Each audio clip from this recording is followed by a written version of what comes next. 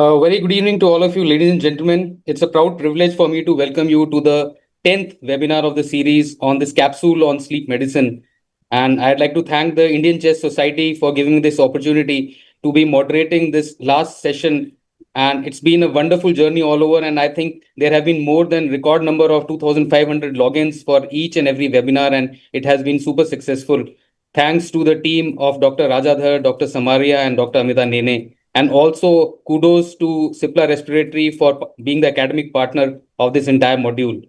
So this is going to be the last webinar of the series, which will be followed by 5 workshops, which will be spread all over the country, which you will be coming to know at the end of the webinar. And we have got a very star-studded faculty today from the pulmonology lexicon of the country. And we have got some very prominent and eminent sleep medicine specialists as speaker and as well as the faculty for the panel discussion, which would follow the talk. So the speaker for today is Dr. J C Suri. Suri sir needs no introduction, and he's been the pioneer of sleep medicine in the country. He has been the former professor and head of department of Safdarjung Hospital, where he had set up the DM course as well. And he needs no introduction but for the younger faculty, he has got training abroad in critical care at Loyola University Medical Center, Chicago, as a WHO fellow. And he's also received sleep medicine training at Stanford University, Palo Alto at USA again. And he has got significant, milestones in sleep medicine in the country. And he had started the first clinical sleep laboratory as well as a physician-run ICU in North India, and has got extensive experience and leadership. He's got international training, and he has been the founder of JCS Lung and Sleep Center since 2020, and which is providing comprehensive care for respiratory and sleep disorders to all those who are in North India. And he's been an academician and a pioneer in medical education and research, and has contributed more than 100 research articles, and has got special interest in sleep medicine, and has also contributed to development of national healthcare programs in the country. So he's got numerous, credits and awards to his credit, and throughout his career, he's got numerous awards and orations, including the Vishisht Chikitsa Ratan Award by the Delhi Medical Association. So without much ado, and I won't come between you and the speaker, I would now request Dr. J C Suri sir to kindly speak on PAP therapies, which is the main topic today from A to Z. Over to you, sir.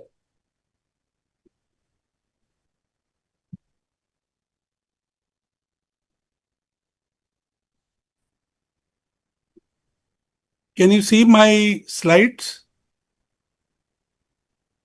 Okay. So at the outset, I would like to thank Indian Chess Society and particularly Dr. Nene for this kind invitation. And I would also like to thank Dr. Marwah for a nice introduction. The topic which has been given to me is a very important topic. It is very practical topic, and at the same time a bit confusing to majority of the chest physicians. So I'll be talking about PAP devices from A to Z. So when we talk about PAP devices, then what we mean is different devices, So when you should have different devices, when there are different issues there, because each device is going to address a particular problem. So whenever you think of prescribing a PAP device or a particular mode, it is important to know the pathophysiology of sleep disorder breathing being treated, because sleep disorder breathing is a heterogeneous group of disorders. Each has its own etiopathogenesis. To address those etiopathogenic factors, you need different types of modes and devices for this thing.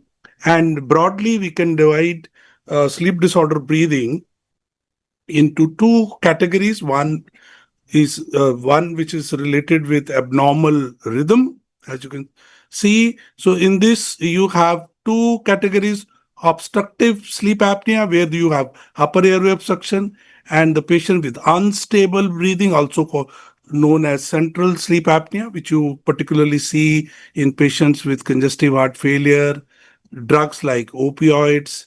And then you have the group of hypoventilation syndromes, where the patient has primarily sleep-linked hypoventilation. And this is due to loss of accessory muscle contribution to ventilation during sleep, particularly during REM sleep. And this kind of sleep-linked hypoventilation we see in patients with chronic disorders like obesity, COPD, neuromuscular disorder, obesity, hypoventilation syndrome. So these are the common conditions in which we see. And of course, the last situation where you see only ventilation perfusion mismatch, which usually presents with hypoxemia, and it may or may not be associated with hypercapnia or hypoventilation. So when this is purely hypoxemia, then we don't need to use any PAP device except oxygen in these cases. So when we are now talking about, uh, just let me see, it's obstructing my titles. So just a minute. Yes. So what are the devices which are being used for treatment of obstructive sleep apnea? In this, we have CPAP, bilevel CPAP, CPAP with C-flex and A-flex, and then auto CPAP. So what we basically address, what kind of pathophysiology we address in this is the upper airway obstruction, and the mode of action is what you called as pneumatic splinting of upper airway. Basically, when you give CPAP, you actually increase lung volume, and with this increase in functional residual capacity, there is also increase in the upper airway size. It also changes the tonicity of the upper airway. It makes it much more firmer to prevent its collapse during sleep. There is no augmentation of ventilation with these devices. The second group, which we mentioned, is the devices and the modes used for central sleep apnea and chain strokes breathing. In this also, we use CPAP particularly for patients with high loop gain and patients with congestive heart failure.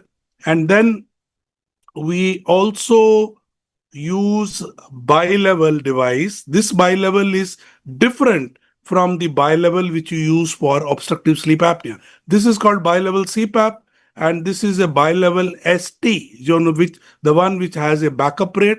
And then there is a special device which has been designed and developed to address periodic breathing or chain strokes breathing, which is associated with congestive heart failure. So it basically modulates respiratory pattern. We call it adaptive servo ventilation. Here, this device is also associated with reduction in the minute ventilation. So unlike other devices which enhance minute ventilation, this device reduces minute ventilation because most of these disorders are associated with hyperventilation and they are hypocapnic by and large. And the last group is the one which addresses sleep linked hypoventilation, and this kind of bilevel devices we call bilevel ventilatory support. So you have bilevel CPAP for OSA and bilevel ventilatory support to address sleep linked hypoventilation, and this may be available in different modes like spontaneous mode, spontaneous time, and bilevel ventilatory support timed, which provides only the control mode where there is no spontaneous breathing. It's totally a controlled breathing like you have in invasive ventilation where the patient is sedated and paralyzed. There's another mode which is called volume assured pressure support VAPS. So this is available in two different models from ResMed and Philips as AVAPS and IVAPS. So we'll be talking about it in greater detail. So first, let's talk about the so this is for breath augmentation. So let's talk about um, the devices used for treatment of obstructive sleep apnea. So that suppose if you have a patient of obstructive sleep apnea, then what type of device you will use? The most common device is CPAP, and then there are situations where CPAP is not going to work very well. You will choose either CPAP with C-flex or A-flex, bilevel CPAP, or auto CPAP. So that is what is very important for you to understand. So I'll elaborate a little bit more on this.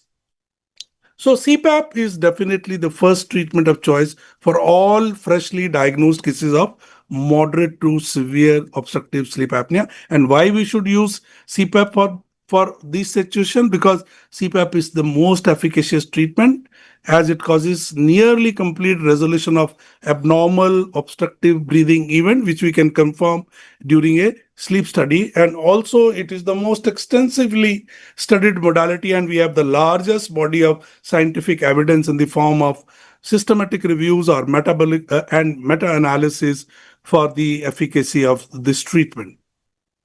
Now, how does CPAP works? CPAP actually works on the principle of what we call as equation of motion. So what is this equation of motion? Is flow is equal to pressure gradient over resistance, or pressure is equal to flow into resistance. So what is a CPAP machine or a PAP device? PAP device is a flow generator. So how a flow generator produces pressure? So you provide resistance, and this resistance comes from the mask. And on the mask there are exit pores. You see multiple fenestras, and these fenestras, on the oral or the nasal mask provide the resistance. So the resistance basically depends on the type of mask, whether it is nasal or oronasal mask, and size and area of fenestration. So flow and resistance results into a development of pressure. So more the flow, more the pressure, because the resistance is constant. Once you use a particular type of mask, the resistance is constant. So more the flow, more the pressure. So that's how this is on the basis of this principle. And the air comes out, this flow comes out through these exit pores, these fenestra, and this leak is called essential leak or intentional leak, because this leak, if this leak is not there, there won't be any pressure. So you need flow. This flow exits from these fenestras on the mask, and then that provides the resistance, and this results into pressure, and that pressure is transmitted into the upper airway tract. So this is very important for you to understand, because in the panel discussion later on, you will be talking about leaks, different types of leaks. So leak is an integral part of this system, and the leak which is required to produce a pressure is called essential leak or the intentional leak, which has to be there. So it not only generates pressure, but also flushes out the carbon dioxide of the expired air. So this is how, so you see, as the pressure increases, the leak increases. And this leak, for a given pressure, there will be a given flow or the leak, and that will depend on the type of the mask, because different types of the mask will have different levels of resistance. So whether it is nasal, oronasal, or the nasal masks of different companies, different manufacturers, they will have different levels of resistance or fenestra. So you will have different. So you must know the level of normal leak or the intentional leak for a given pressure. And that's what you see. Normally, it is usually less than 24 liters for all pressures. It is less than 24 liters for a nasal mask and less than 36 liters for a oronasal mask. So this is one concept you have to understand. So this is how CPAP works, but there are limitations to this CPAP therapy.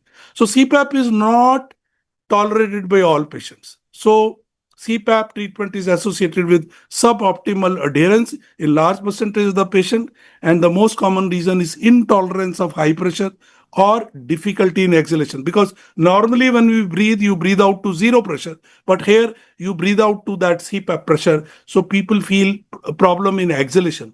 The problem is not during inspiration, but the problem is more during exhalation. So this is another problem which you face with CPAP. Nasal CPAP is nasal stuffiness, and if there is coexistent central apneas or hypoventilation, then CPAP may not be a good device. So to address these problems, as you can see here, a number of modes have been developed, and the first mode which was developed was bi-level CPAP. So bi-level CPAP was actually developed to treat sleep apnea, not for ventilation.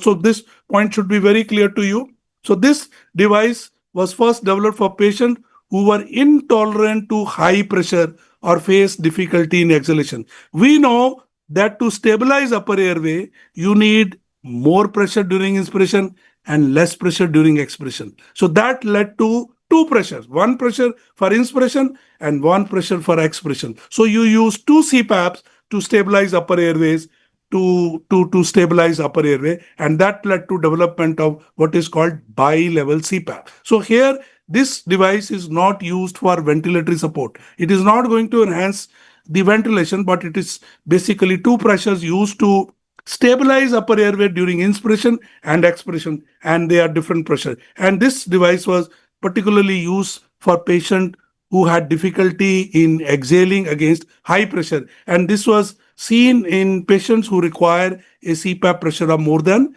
15 centimeters to treat obstructive sleep apnea. Then the next device which was developed was APAP.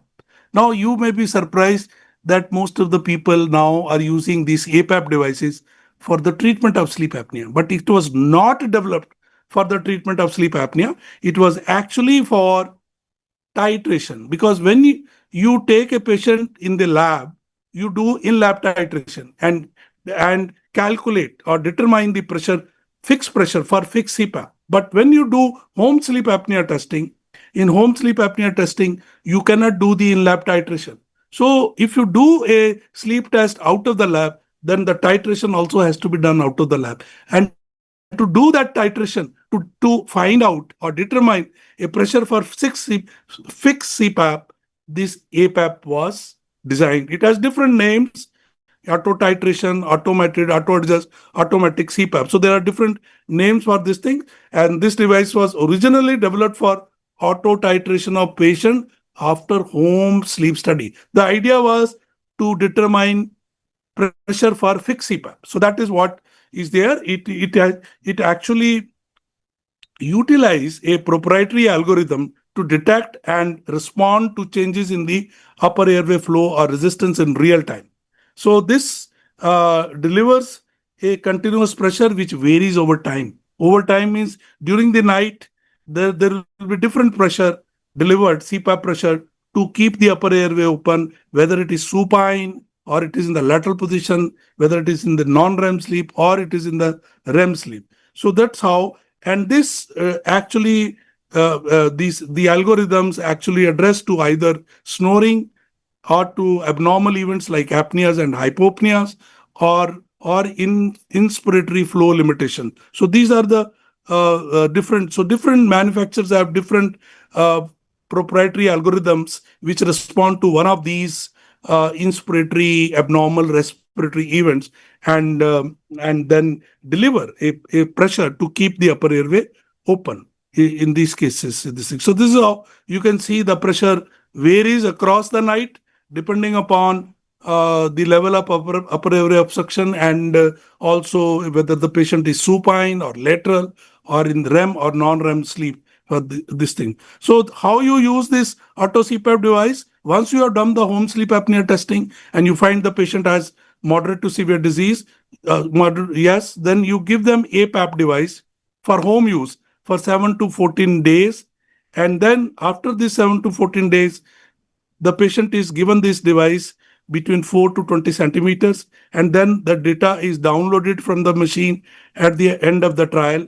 And then you calculate, the 90th or the 95th percentile pressure. That means the pressure at which 90% of the abnormal events resolved, or the 95% of the abnormal event absorbed. So that's how you calculate. And then you give this pressure to the fixed CPAP. So you are not going to treat this patient with auto CPAP, but you are determining a pressure to be given on the fixed CPAP here for this thing. So these are the various studies which are done to see whether you do in-lab titration and find a pressure for fixed CPAP, or you do the auto CPAP titration out of the lab.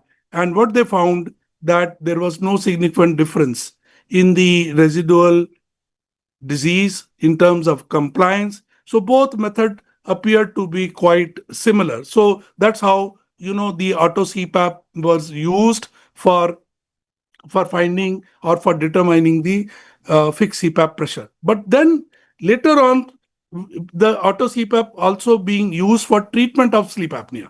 So when you would like to use this auto CPAP for treatment of sleep apnea? It is basically for patients who complain of inability to tolerate degree of fixed CPAP pressure to prevent the respiratory events. So if suppose the pressure is 15 centimeter during REM sleep and say 11 centimeter during non-REM sleep, so and REM sleep is only 25% of the sleep. In a fixed CPAP, you will have to give 15 centimeter throughout the night. So in a situation where the patient cannot tolerate 15 centimeter, in such a situation, you may consider giving them auto CPAP. So patient who are subjected to factors that might significantly vary their pressure requirement, such as use of alcohol, nasal congestion, wide variation in body weight, REM predominant sleep apnea, supine position dependent sleep apnea. So in these situations, when the pressure requirement is higher, so these kinds of machine can be used. Of course, you will never use auto CPAP in treatment of sleep apnea with congestive heart failure, patient with lung disease, that means overlap syndromes, and patients with who are associated with hypoventilation, and those who do not snore, because most of the auto CPAP algorithm work on snoring, particularly sleep apnea patients who have undergone uvulopalatopharyngoplasty. So their snoring disappears. So in such patients, the auto CPAP does not work, for this thing. The another thing which you can use, to treat the difficulty during exhalation is giving expiratory relief, in CPAP. So when you give a 10 centimeter pressure CPAP to a patient, during inspiration, when the patient creates negative pressure, this 10 centimeter may become 8 centimeter. And during expiration, patient may develop plus 2 centimeter pressure. So this 10 will become 12. So this is how the patient finds it difficult. So there's another way is what is called flexing. Flexing means where you decrease the pressure during the initial part of expiration, and later part the pressure is restored so that the upper airway patency is maintained. So this is what is called A flexing and C flexing. So A flexing is when you use the pressure modulation both during inspiration and expiration, which is seen only in auto CPAP, or what you see in C flex. C flex is only expiratory pressure relief. A flex is both inspiratory and expiratory pressure modulation. So these are the another ways. So you have three types of expiratory relief maneuver. One is using bilevel CPAP.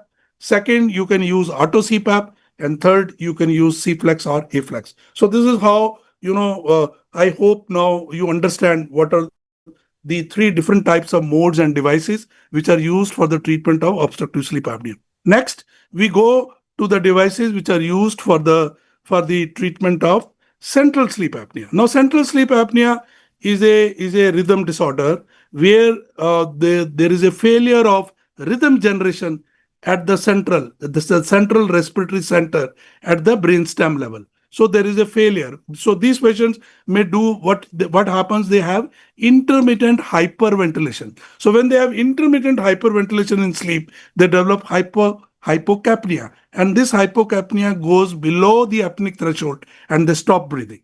So to treat this, we again have three types of devices. One, CPAP, another one, bilevel with ST. It's very important because when the patient has apnea, the machine gives breath according to the backup rate. So ST, and the third is the adaptive servo ventilation.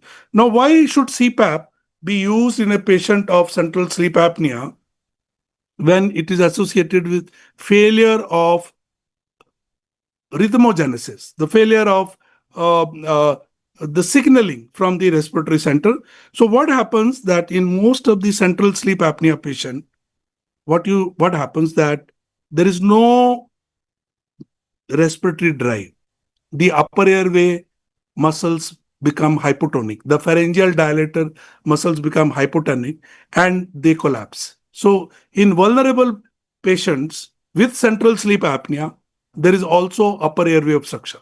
So to prevent this upper airway obstruction, we give them CPAP. So this is very important because when there is an upper airway obstruction and patient breathes, so there is this, and the upper airway is closed and patient tries to breathe after the central apnea terminates, the patient has to generate a very high negative pressure, and this high negative pressure can trigger hyperventilation, ventilatory overshoot, hypocapnia, and additional central apnea. So that's why you use the CPAP in these patients. The another reason we use CPAP, particularly for patients with congestive heart failure, because it decreases preload, decreases afterload, it recruits the lung, decreases improves lung compliance, improves ventilation perfusion matching, improve oxygenation.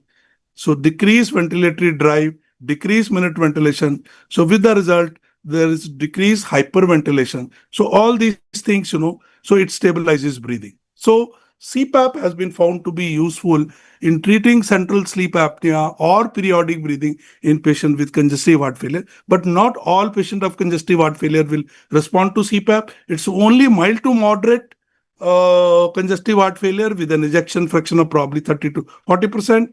And more severe patients actually may develop worsening of congestive heart failure with CPAP, because these patients may be preload dependent. So that's why it's very important that we should choose our patient carefully when we give CPAP. And CPAP has been found to decrease central apnea, improves nocturnal PCO2, decreases sympathetic activity, and also improves ejection fraction. So this Canadian trial, what is called CAN-PAP trial, which studied the role of CPAP in patients with congestive heart failure. What they found, there was no significant role of CPAP. They did not find improved mortality in these patients with CPAP. But when a subgroup analysis was done, and when it was found that in those patients who responded to CPAP, that means if a subgroup of congestive heart failure patient who responded to CPAP, and where there was an improvement in the central sleep apnea and ejection fraction, in such cases there was improvement in the mortality. So when you want to give CPAP to your patient of congestive heart failure with central sleep apnea, to give a trial of CPAP. If central sleep apnea improves, continue with CPAP. If that doesn't happen, then you can stop CPAP, because it may be counterproductive. In fact, on the long run, it may increase mortality in this patient. In such patient, you may give oxygen, because oxygen is another modality which can decrease loop gain. Now we talk about the next mode, which is called adaptive servoventilation.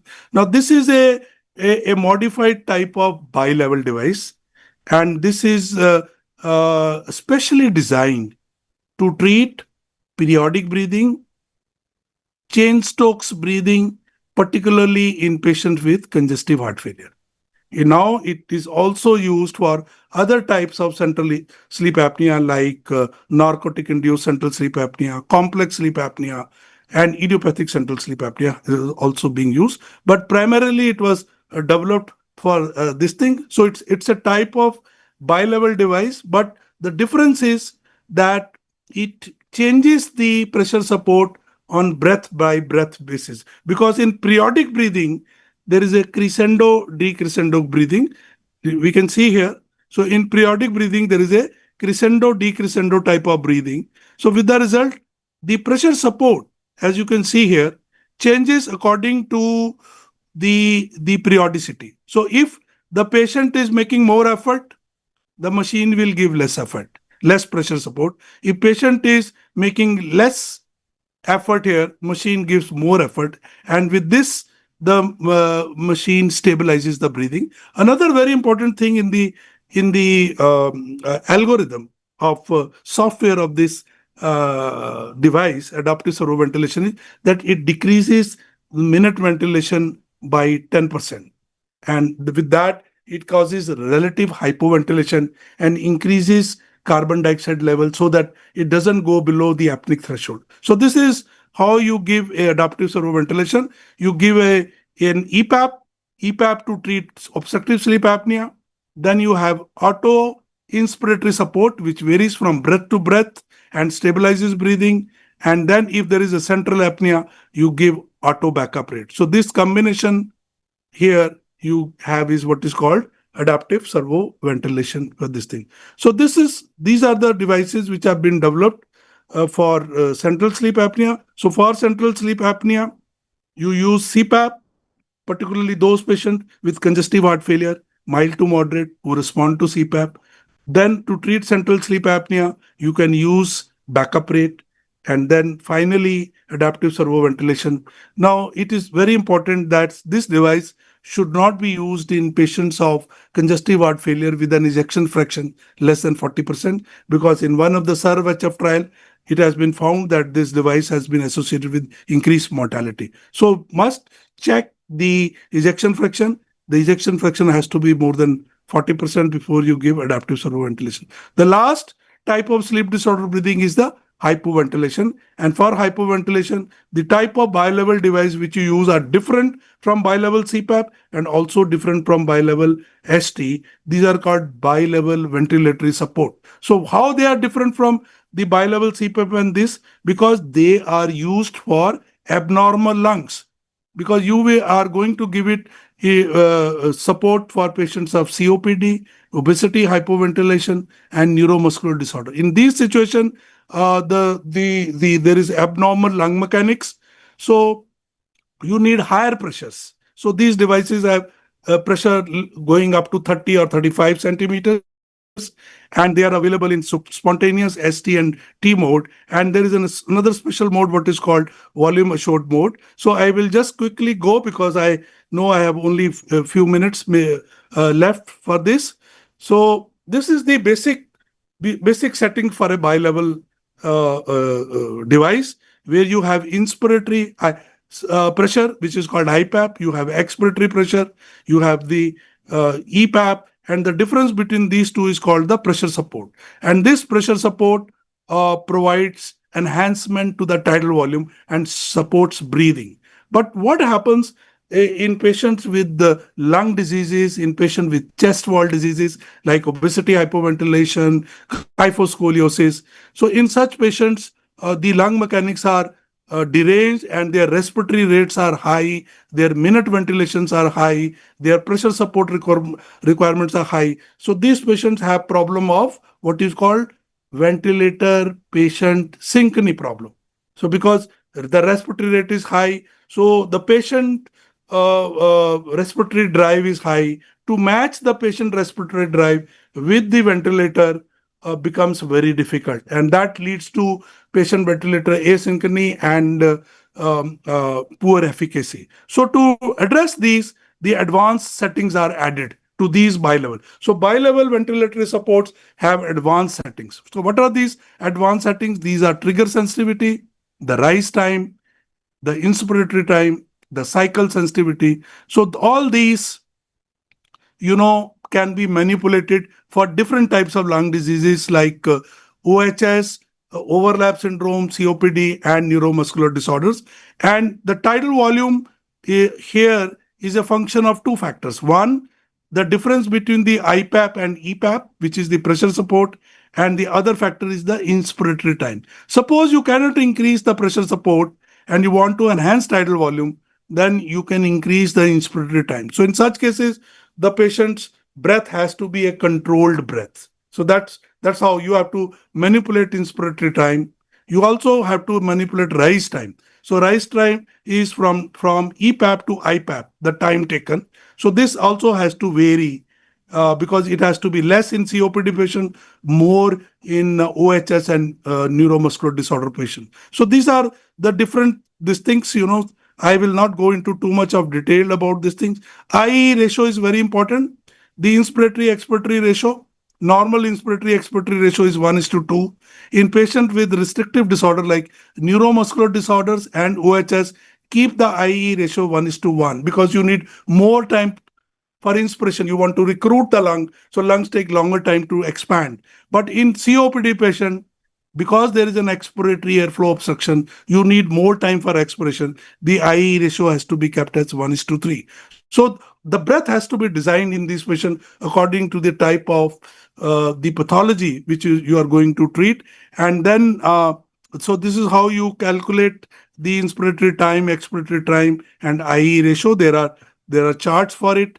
The rise time can be increased for neuromuscular disorder and OHS. It should be decreased for COPD patient. Why it should be decreased? Because you need less inspiratory time, rapid pressurization, and you want to give more expiratory time for COPD patients. Similarly, cycling. Cycling means changing from inspiration to expiration. So this is usually either time related or it is flow related, and this can also be manipulated according to the pathophysiology you are going to treat. So you could see that we can have different settings for trigger sensitivity, rise time, inspiratory time, and cycling for OHS, for overlap syndrome, for different. So different situations of hypoventilation require different settings, and this is basically done to improve synchronization between the patient and the machine, and that's how you optimize the synchrony by asking the patient for triggering. Does the ventilator give you a breath each time you want? That means the triggering is occurring properly or not. Then second, rise time. Do you feel you get the blast of air? That means the inspiratory time is short, so you can adjust it. And do you feel your breath is cut off early or late? So accordingly, you can adjust all these things. So you also see that the leakage is not high. It should be only intentional leakage, and there should not be non-intentional or unintentional leakage from the side of the mask or from the mouth, because the trigger can interfere with the triggering, rise time, cycling, and also for in efficacy of these patients for this thing. Now, last 2 minutes, the rationale for using volume assured modes. So why we should use volume assured modes? Because we know that like CPAP pressure varies in obstructive sleep apnea patient, in REM sleep, non-REM sleep, supine and lateral position, you need different pressure. Similarly, during sleep, the pressure support requirement to achieve a given tidal volume may vary in REM sleep from non-REM sleep, vary from supine to lateral position, and also vary from over a period of time if the patient develop nasal blockade or if there is a rapid increase or decrease in body weight. So in such situation, you keep the tidal volume constant and then give a pressure support window, so that when there is a fall in tidal volume, the pressure support increases. When there is an increase in tidal volume, the pressure support decreases. So this is what is called volume assured, because you keep here the tidal volume or the minute ventilation constant and then give a window of pressure support. And there are different, so you can see here, so you can give a pressure support window, the minimum pressure support and the maximum pressure support, and you fix the tidal volume, and this is how this works. So different manufacturers have different algorithms, because Philips uses tidal volume, Resmed uses alveolar ventilation. So accordingly, you can use all these things. I'll not go into the detail. And the last two slides, the devices are of two types. One, the devices which you use for obstructive sleep apnea, central sleep apnea, and when you use them for chronic respiratory failure, for intermittent ventilation, say nocturnal NIV. So if you have a patient of overlap syndrome, if you have a patient of obesity hypoventilation who has hypoventilation, you give them non-invasive ventilation only during sleep.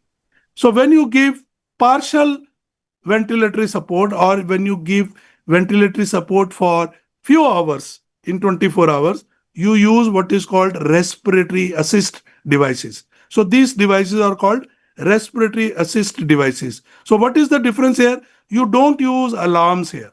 So these are simpler machines, cheaper machines, and they don't have batteries, they don't have alarms, because even if you remove these devices, patient will not die. So patient is not in the life-threatening situation. Only thing is patient may little bit hypoventilate. So these devices are usually given by nasal mask, single mask with single tube, and you use vented mask. That means the fenestras are there on the mask itself. So these are called single limb vented mask, and that's and these are simple and cheaper devices. But once you use them for patients who are sick and where you have to give prolonged ventilation, 24-hour ventilation, like for patient of acute respiratory failure, patients of acute exacerbation of COPD, or neuromuscular disorder patients who require 24-hour ventilation. Now these are devices which require more sophistication. So these devices should have battery backups, they should have alarms, and they should be, usually you use double limbs, they should be non-vented masks, and they can also be used on tracheostomies. They are very expensive devices and they are called ventilators. So these are called non-invasive ventilators. Those are other one are called RADs. So these are just to give you an idea, because when you choose your device, you must decide accordingly that which device will work. So if you want to give continuous ventilation or acute respiratory failure, use ventilators. If you want to give intermittent ventilation, nocturnal NIV, then use RADs, respiratory assist devices, because of the difference in their cost and also other features like battery backup, alarm systems, and those things. So, with all these things, thank you very much for your kind attention. And thank you once again, Dr. Nene, for this opportunity. Thank you, sir, for a absolutely wonderful talk and for your professorial insights into a difficult topic. And you have made it so lucid and so simple that even I think the first year residents can understand now what different devices are, when to use them, and how to use them.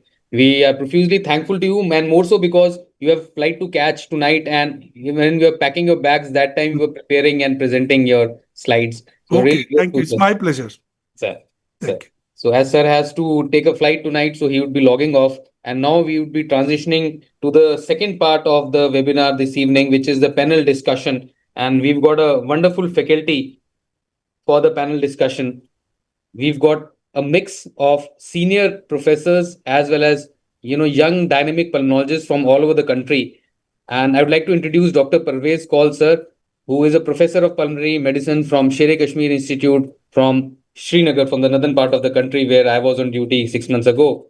And it is always so lovely, hearing him and to get his kind of pearls of wisdom whenever you speak to him. And it's really very fortunate that we have him over for the webinar this evening. And he is known to everyone as he's been the editor in chief of Lung India, and he's the one who's changed the entire outlook of the journal over the last few years.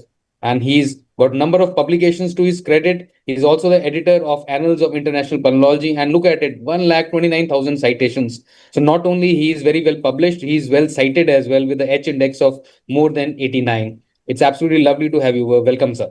Thank you, Also Vikas. have we also have my friend Dr. Arjun, who hails from Trivandrum, and he is the senior consultant and head of pulmonology at Kim's Health at Trivandrum, and he's a member of the Embark India Registry. So he has, represented us in not only sleep but also bronchiectasis, as well as the member of Isham ABPA, who gave out the latest guidelines last year for the management of ABPA. And he's also the member of specialty board for DNB respiratory medicine, as well as for FNB sleep medicine, and examiner for DNB and MRCP. So all those who are aspiring to be, DNB, he might be your examiner. So, hear him properly and Yes. his answers. So he might ask them in exams. And he's also the member of Editorial Board of Lung India. He's also well published with more than 100 publications to his credit and very well cited as well. Thank you, Arjun, for sparing your time to be with us this evening. Thanks. Thank you very much. So next we have is Dr. Beauty Biswas, who's from Kolkata, and she is a consultant pulmonologist in CMRI Hospital at Calcutta, and she's got not only experience in sleep medicine, but also she's running a very successful severe asthma and allergy clinic in CMRI hospitals. She's got special interest in IP, ILD, as well as sleep medicine, and she's well published and researched as well.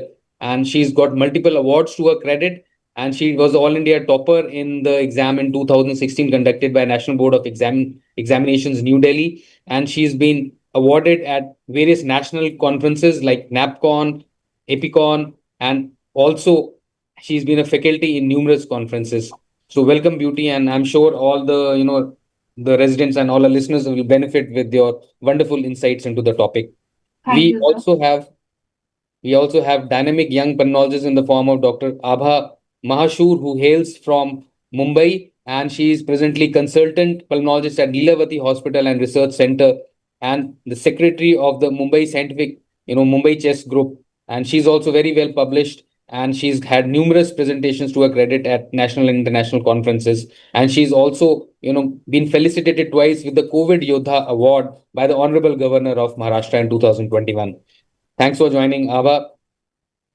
And we also have a young and dynamic pulmonologist who hails from Delhi, where I'm presently practicing, Dr. Aditya Chawla, and he's well known as the organizing secretary of Respicon India, which they have been doing for a number of years now. And I've always known him to be, active interventional pulmonologist, but I'm very glad to see that he's active in sleep medicine as well.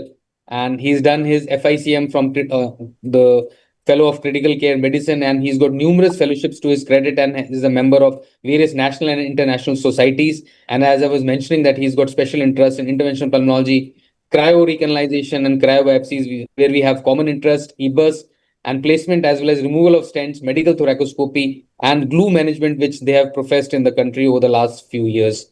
Welcome, Aditya. It's great to have Thank you. you. Thank you, sir. So, without much ado, I'll go to the. Hello, sir. So I would like to introduce Dr. Vikas Marwah. For sure, we cannot move ahead without we go through this milestone. A brilliant, eminent personality from our field, head of department, professor, Department of Pulmonary Medicine at Army Hospital Research and Referral, Delhi. Has an interest in severe asthma, interventional pulmonology, NIV, and I'm sure in sleep medicine as well. We have a lot of awards on his name. Best Paper Award at NAPCON 2006. And then Military Award, Sena Medal, Presidential Award in 2022, President's Gold Medal, AFMC, Chief of Army Staff Commendation 2014, and Vice Chief Commendation 2011. Best Presentation at YTS Yorkshire, UK 2017. And very important research angle, where he was a site principal investigator with WHO Solidarity Trial, Solidarity Plus Trial WHO, ICMR's National COVID Vaccine Trial, with the development of Covaxine, and Indian National Pulmonary Fibrosis League. He's a member expert group of ISCCM, NIV, and IAB bronchoscopy guidelines. Thanks a lot, sir, and would be glad to have you on board for the moderator. Thank you. Thank you, Abha, for the kind words. And now we go to the senior most panelists first. And I would like to ask Parvaiz, sir, a very important question. Though it has been explained very well by Dr. Suri, but I can see that there are a lot of pulmonologists who joined in late, and this important point needs further elucidation. So, sir, what do you think is the difference between a manual and an auto CPAP? Because most of the younger colleagues now tend to use only the auto CPAP. And which one do we prefer, and which conditions? So, first of all, thank you, Vikas, for your kind words of introduction. And it really feels good to be amongst the young pulmonologists of the country who have the baton in their hands to carry forward the legacy that Professor Suri and the likes have left. And it really feels good to be a part of this program. So coming to the question, fixed CPAP versus an auto CPAP, with the trend going in favor of auto CPAPs now. So essentially what, after Dr. Suri so eloquently described all the various machines available, this is a very basic question. And the basic difference between the two is that one delivers a constant fixed pressure all night long, regardless of your needs, whereas auto CPAP automatically adjusts the pressure within a range that you have actually set on the basis of your real-time breathing patterns. So you can liken a CPAP, a fixed CPAP, to a steady, unwavering stream of water, whereas auto CPAP can be likened to a smart sprinkler system that turns up and down based on when it senses that the water is needed. And the cost is a difference because the auto CPAP is slightly more expensive, but often considered the standard of care now. It has an advantage of providing all the efficacy data plus detailed pressure graphs showing how your pressure needs have changed throughout the night. And there are never additionalities that have been added to the auto CPAPs with their possibility of differentiating between a central and a obstructive CPAP, identifying Cheyne-Stokes breathing, identifying hypoventilation, identifying measures between upper and lower airway resistance.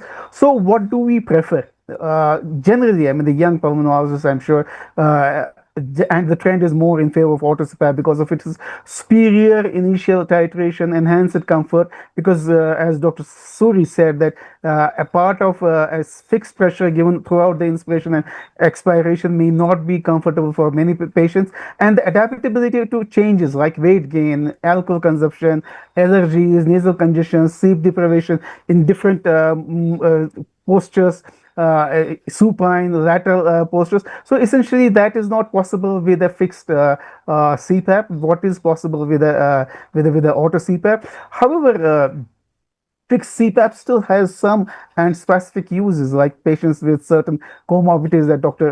Suri talked about, congestive heart failure, COPD, those with central sleep apneas, complex sleep apneas. A fixed CPAP might be actually useful. So essentially, if I want to summarize my answer, CPAP is like a manual transmission. It delivers one fixed setting, whereas APAP is like an automatic transmission. It seamlessly adjusts to the changes that are required based on the conditions. However, what is important to understand is that the ultimate goal is not to use a specific type of a machine, but to achieve effective and consistent therapy. And the best device is always the one the patient will use comfortably all night, every night. Thanks, sir. And I think that was pretty elaborative, and most of the younger colleagues will benefit from that answer. So my next question is for Dr. Arjun, and this is regarding the use of humidifier in a CPAP.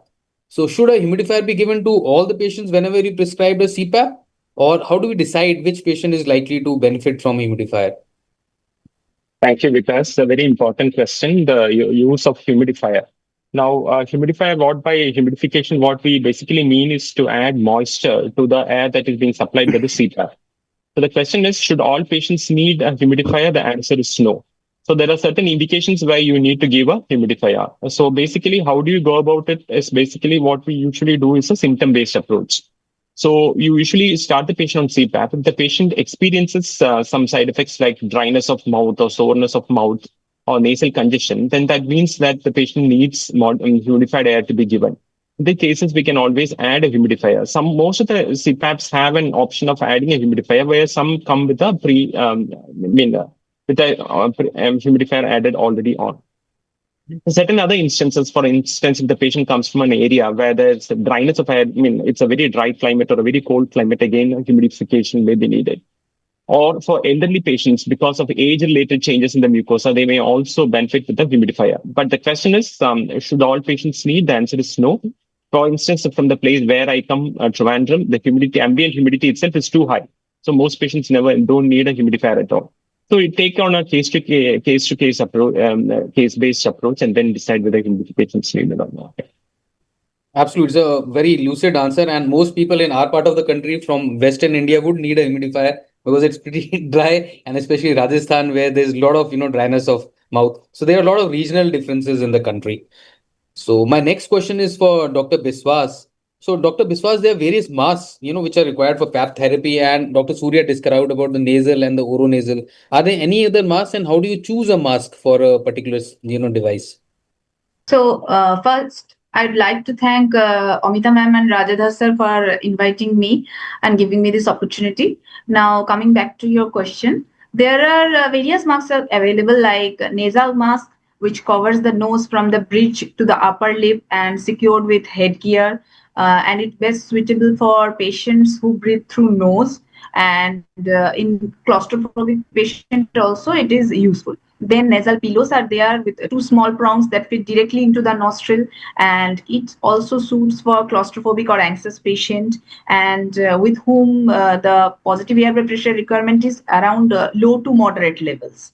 These are very light, and patient become more compliant in our daily practice, but may cause nasal dryness or irritation sometimes. There is also oronasal mask, which is also known as full face mask. That means it covers both nose and mouth properly, and it best for mouth breathers. And along with that, if the patient have nasal obstruction like deviated nasal septum or any nasal congestion, then this is for them. Along with that, if the patient have very high pressure requirement, positive airway pressure requirement, then it suits them. but maybe become claustrophobic for few patients.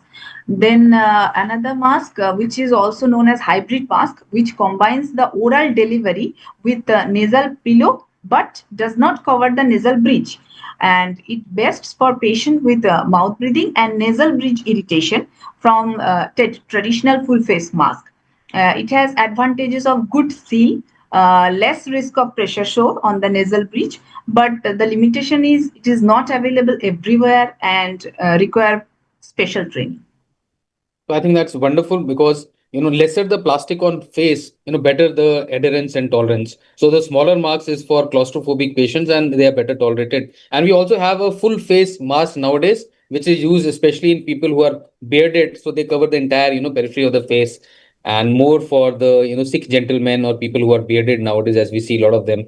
And Right. also the helmet masks, which have also come during the COVID time. So thanks for the wonderful answer, Dr. Biswas. And my next question is for Dr. Abha. And this is regarding a topic which was briefly touched by Dr. Suri, which is the ramp time. What are the advantages of ramp time and how do you set it in various disease conditions? Thanks, sir. So, to begin with, I think I would again just repeat for the rest of the viewers that what is a ramp time. So, ramp time refers to the duration in which our machines they rise the pressures from the low comfortable pressures to the therapeutic level of pressures. So, it sort of gives you a little cushion during which the airway will not be subjected to a very huge blast of pressure. So, in the current era, adherence to CPAP is a big issue with us. So, if this one particular thing can help the patients to have more comfort, it really makes it a lot of a difference for the patient. So, it definitely helps by increasing the comfort and adherence to the machine, because in the initial part of the sleep where there is not too much of an airway collapsibility or the narrowing in the airway, we need lesser pressures. So if we set a pressure which is very high initially, patients may not find it comfortable, and that is what reduces adherence in most of the patients. So that is what is ramp time. So now usually we should prefer that in a new user or those patients who are very sensitive to the pressure changes, we should try to keep a longer ramp time. So it ranges between 5 to 45 minutes in most of the patients. And there are certain factors which we should consider. And the most important factor should be the individual patient comfort, which should be the priority. Second would be that mask choice, like how Dr. Beauty very nicely told us about the different kind of masks. So when you use something which has a limited interface apposition on the face, like a nasal pillow, and in such situations, we can go for like a longer ramp time so that it's comfortable for the patient in that point in time. Thirdly would be sleep latency. So if you have someone who falls asleep a little gradually or over a period of time, then have a longer ramp time for them, because that's what will suit them. So by and large, as per the even recommendation of our Academy of Sleep Medicine, for new users or for those who have a pressure sensitivity, we should always start with a longer ramp time. And once the patient is comfortable, is set with the machine, then you can shorten the duration. We also have few machines who have an auto ramp facility where the machine itself senses that now the patient has gone into the phase of sleep and the pressure can be delivered according to that also. So that's wonderful, Abha, very well described. My next question is for Dr. Aditya Chawla, and this is regarding leaks, which briefly Dr. Suri sir had alluded to. So are the leaks always bad? And when are the advantages and how much leak is allowed in various kind of masks? So, sir, the answer to your first question, we need to understand what is a leak, right? So, leak is any exit of the air from the system which the patient is using. Now, there are two types of leaks which we are having in the system. One is intentional and the other is unintentional. So, the intentional one, like Dr. Suri pointed, the fenestrations on the mask for CO2 washout that is given, that leak is intentional, which we provide so that the CO2 does not build up. And the unintentional leaks, they are the escape from the tubing or from the air or from the attachment where the tubing is ending in the mask or from the machine. So now how much is acceptable? It's acceptable from 24 to 30 liters per minute. That is the acceptable range of the leak according to the guidelines. But more than that is going to hamper the comfort of the patient. It is going to decrease the effectivity of the CPAP, the adherence also, and the threshold also of the patient. Now, the advantages of minimal leak are the target pressure. It maintains the target pressure. it enhances the adherence, and it provides comfort to the patient because that much blast, when it is filtered, it decreases and it makes it more comfortable for the patient. But now how to reduce this leak? Tighten the airway, tighten the mask, tighten the straps and everything.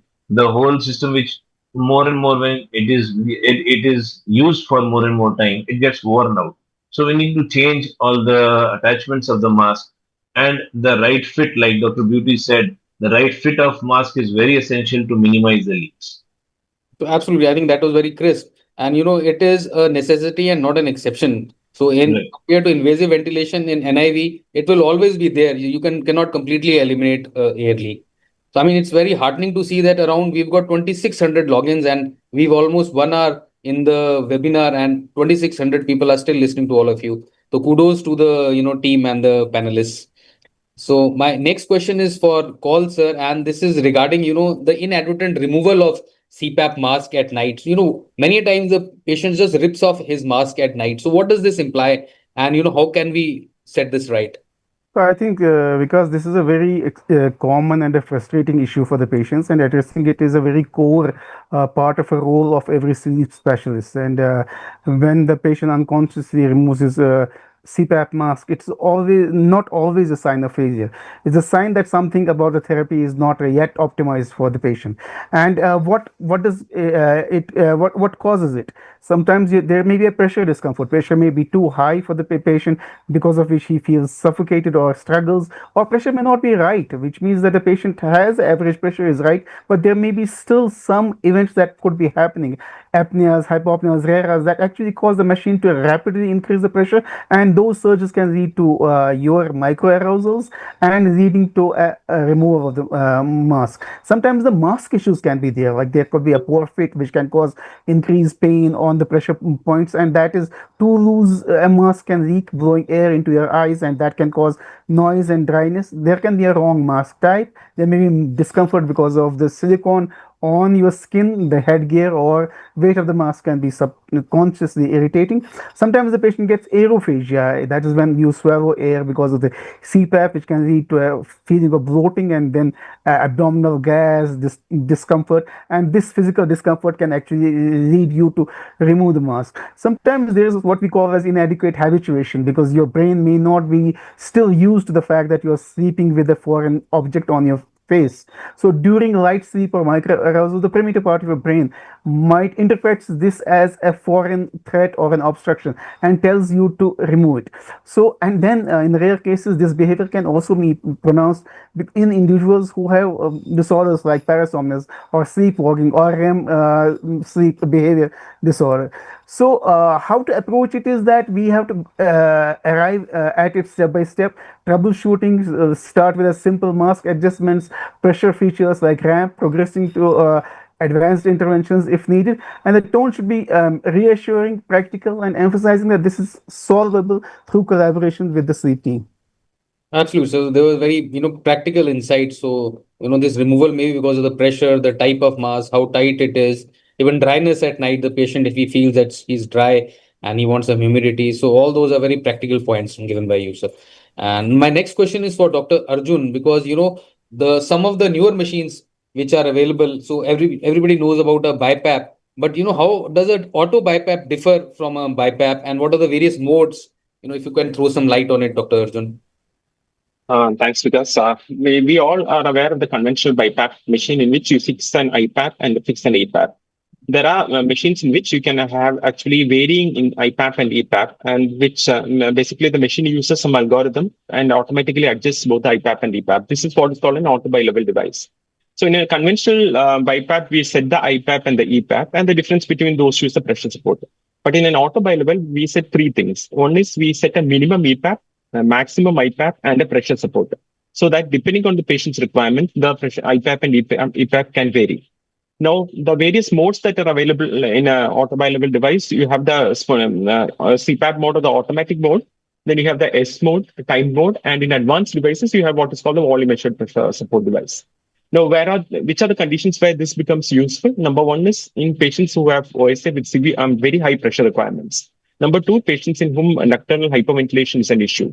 for all the overlap syndromes, so obesity, hyperventilation syndrome, neuromuscular disease, overlap of OHS with OSA, COPD, or OSA overlap, and all these conditions, you usually use an auto bilevel device. Great. So thank you, Arjun, for that lucid answer. So we have got another mode, and which is the AVAPs, and Dr. Suri sir had briefly touched upon that. So I would request Dr. Beauty Biswas to further, throw some light on the AVAPs mode, which is nowadays available in the higher machines. So basically, sir, AVAP stands for Average Volume Assured Pressure Support. This is a hybrid non-invasive ventilation mode that blends features of pressure support like bilevel positive airway pressure with volume control. But instead of delivering fixed pressures, it adjusts the inspiratory pressures, that is IPAP, dynamically on a breath by breath basis within the set limits to achieve a target tided volume, which is typically set around 6 to 8 ml per kg body weight. And the ventilator basically uses a feedback loop to modulate the pressure support gradually to converge on the target volume. The older device used to fix the EPAP and only the IPAP varies, but the newer devices came with the variation of both EPAP and IPAP within the clinician set limit of minimum and maximum threshold. Now, the indications of using this mode. So it basically helpful in managing chronic hypoventilating syndromes where tidal volume consistency maintaining is very critical and respiratory mechanics or effort is fluctuating, like various types of neuromuscular disorders such as muscular dystrophy, amyotrophic lateral sclerosis, then restrictive lung diseases, obesity hypoventilation syndrome, COPD with hypercapnia, central sleep apnea, or complex sleep disorder breathing where CPAP or BPAP fails to maintain adequate ventilation. But the limitation is very complex in setup and require proper monitoring and titration. It's for the youngsters is that they should not always go ahead, the whatever is new and latest is not always better. And there is no, comparison between these modes and the previous modes, which is the auto CPAP and the BiPAP modes, and AVAP is not better. So if you're not using AVAPs, you're not missing much. So you should understand the basic CPAP and BiPAP first, and then think about very complex conditions where the percentage is much less. So these are newer modes which you should know, but you should not always try and use it in your patients. So Yes. coming to the next question, Abha, is about the adaptive servo ventilation, which was briefly mentioned. So what do you think are the indications and where is it advised?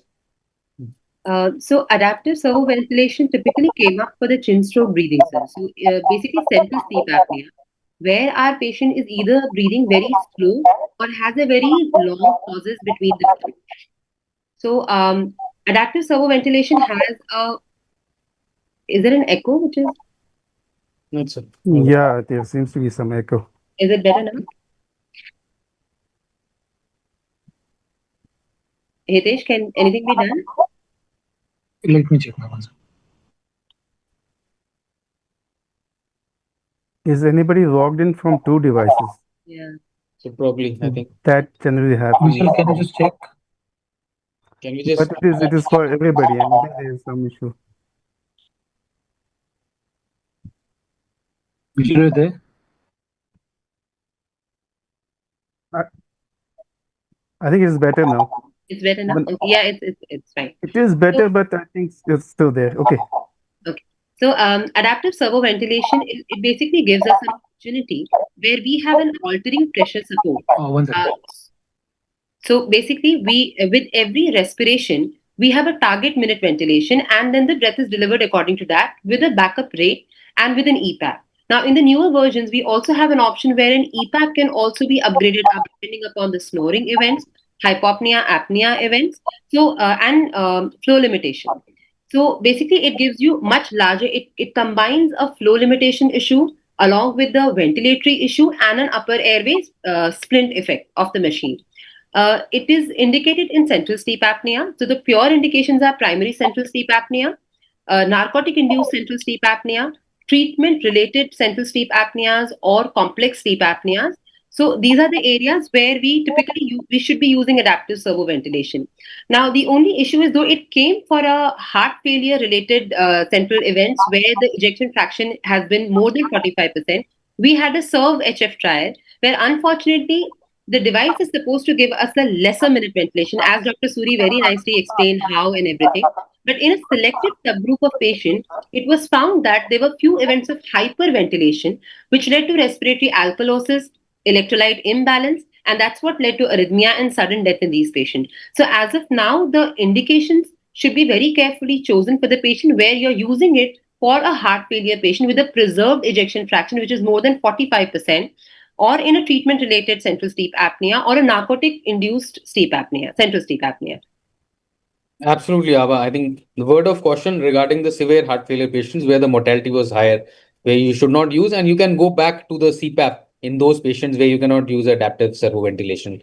So my next question is for Dr. Aditya Chawla. So Dr. Chawla, do you think we should monitor these patients, or it is that you've given a CPAP machine to the patient and that is it? And if you need to call them back, what is the follow-up plan which should be there in place?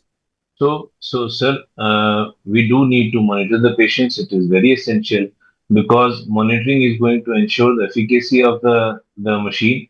The AHI remains under control and the leaks are minimal. We need to assure that. Second, the adherence that patient is comfortable with the mask, the device that is placed, or the interface that the patient is using. And they are using it more than 4 hours per night because if the usage is less than 70%, it does not meet the international standards and we cannot match the data. The third thing is that the safety is very essential. If the patient is suffering from any central events during the CPAP and the patient is sleeping and nobody is there to detect it, so that can be a problem. And even the intolerance needs to be monitored by the patient. So we need to monitor the monitoring is very essential in the PAP therapy. So the message for the young pulmonologist is that it's not fire and forget. So you have to get these patients back to your clinic and sort Correct. out the teething issues which have been there. They may be intolerance, they may be sores, they may be claustrophobia, and they may be humidity related issues. So you need to do that troubleshooting and you need to keep getting these patients back to see the compliance on therapy as well. And whenever device optimization is needed, you need to switch up the pressure, you need to move the ramp down, the patient is not comfortable. So those kind of things need to be managed if the regular follow-up is maintained with the patient. So very important points, Dr. Chawla, which is important, for these patients to improve the adherence to the therapy, basically. So my next, question is for Dr. Koul, sir, is that how should we monitor? So what should be the frequency, and can we monitor the patients who are on fixed machines? So auto, PAP, everybody knows that entire recording is there. You can get it on your apps nowadays. You can do a remote monitoring. So is there any method of, following up these patients who are on fixed devices?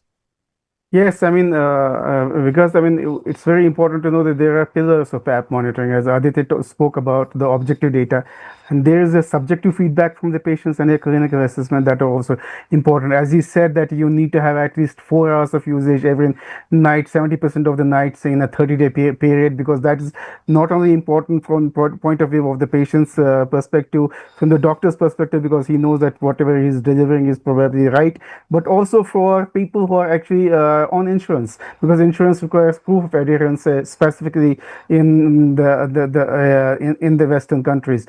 And all modern, as you rightly said, BiPAP and auto CPAP devices have these available automated functions whereby you can download the usage data and take your decision based on that. Subjective feedback is also important as to how the patient's symptoms are there. If the patient is experiencing any side effects because of the usage of the device, then we must also get an idea about the therapeutic efficacy by looking at the AHI, looking at the leak data. Then what is you talked about whether we can use monitor, what do we use to monitor the non-auto devices. So there's a misconception that only PAP devices provide data. This is false.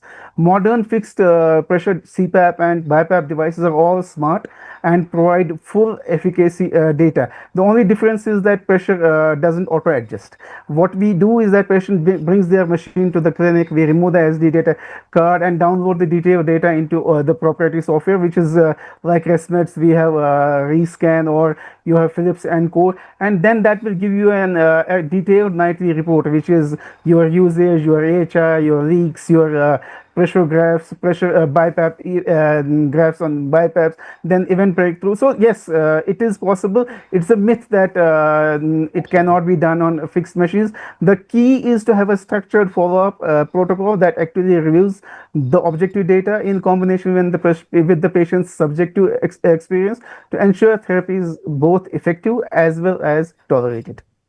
So that's a very important point, Dr. Koul, which you have brought out, is that, a lot of young pulmonologists think that, in the fixed device, you don't get any monitoring data. So you do get these respiratory event index, REI, which you have to download, as compared to, it's easier in the newer devices where there's an app which is there. But even with the fixed CPAP, you can get a lot of data. So to Absolutely. further elucidate, Dr. Arjun, what do you think are the components of this, monitoring? Most of the things have been covered by Dr. Koul, but any other components you think which are there in the follow-up of these patients? I just reiterate what Professor Koul has said, because monitoring of the data is very, very important. We have seen how should it be done and when should it be done. And we also need to know why it is to be done. Basically, it is to ensure compliance with treatment, to improve adherence, to identify leaks if they are present. And then it also helps remote management. That is remote monitoring. That's what we do these days. We can sit here, the patient may be in any corner of the world. By Bluetooth, if the device can be connected, we can actually monitor and manipulate the pressures of the patient in the patient's home itself. The things that we basically look into is the adherence data, as has already been said, at least for 4 hours, 70% of the days in a 30-day period is what is by definition compliance with CPAP. You look into that. You look at the residual AHI, see whether the pressure needs to be increased or reduced. Look at the leak. We have already spoken about the optimal leak, which can be acceptable. And if it is more than that, you have to ensure that the mask tightening has to be done in a more perfect way. And then, of course, you look at the pressure data as well. What's the pressure requirement and things like that. So these are the components that you basically look into. And it's very important that patients should be periodically followed up and all these data checked. Very crisp indeed, Arjun, and thank you for that. So, coming to the basics. So, Dr. Biswas, so are there any do's and don'ts which you tell your patients? Because when you're giving them a CPAP, what they should do and what they definitely should not do? Yes, sir. We should advise a patient when they are coming to our OPD during the starting of the PAP therapy, first to ensure proper mask fit. It should be chosen based on their facial anatomy, their preferences, breathing style, and needs regular assessment. Then they should start slowly, build comfort gradually, try in awake state first, and then mask first, and followed by mask with tubing. This will help them to develop confidence. And we can advise them to use a RAM feature also to ease this. And if they complain about dry mouth, nasal congestion, then we can advise them to use heated humidification. And we should advise them to adhere consistently along with the monitoring. That is at least more than 4 hours per night, ideally 6 hours, and at least more than 70% of the usage, that is more than 5 nights per week, to achieve maximum therapeutic benefit. And we need to tell them that follow-up very essential and crucial to achieve the good results. Along with that, regarding the maintenance and replace of the equipment which is needed on a regular basis, like to clean the mask and tubing in a regular manner, as advised by the manufacturers.